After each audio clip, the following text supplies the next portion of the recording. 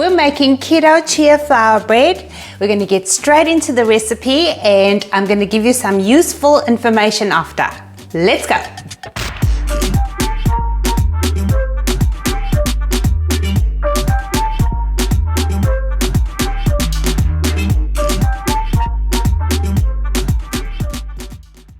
We're starting off with 6 eggs. To that, add 1/4 cup of olive oil and whisk that together to break up the eggs and combine with the oil. Next, add 1 teaspoon of salt, 1 tablespoon of powdered sweetener, 1 tablespoon of baking powder, and whisk again. We are mixing everything together first because chia flour is quite lumpy, and this way we are going to get a smooth batter. Here I'm just weighing 1.5 cups of chia flour to show you the weight measurement for accuracy, which equates to 174 grams.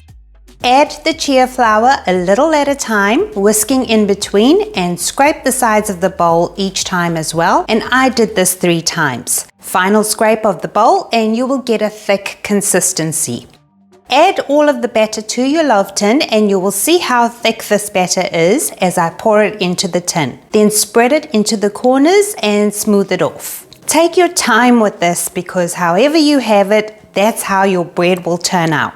Then I sprinkle black and white sesame seeds and sunflower seeds too, all optional of course. Cover with foil, then bake for 25 minutes, turning the tin around halfway for an even bake. Remove the foil, then bake for another 10 minutes to brown the crust and then let it cool. Let's take a look at this bread from all sides. It's properly baked and to me it looks perfect. And now for the inside.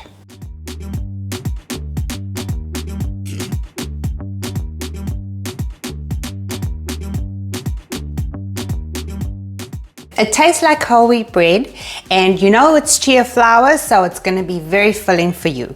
Store, wrapped, and it will keep in the fridge for 3 days. You may have noticed that the recipe is very similar to the peanut butter bread, and I'm thinking of one of our subscribers, Mel, whose son loves the peanut bread but she doesn't. So I think this is going to be perfect for her. If you want a bigger loaf than this, remember we're only using 1.5 cups of chia flour.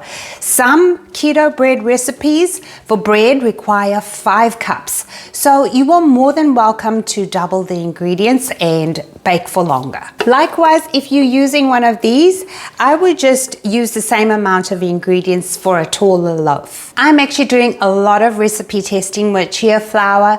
I'm doing 90-second bread, I'm doing a yeasted bread, and these cinnamon rolls, which I'm not quite happy with yet. They are perfect. Package the video and send it. I'm not happy with it, but when I'm happy with it, I will certainly post this. I hope you get to try this chia flour bread and let me know what you think. Thank you so much for watching. Stay safe and be well.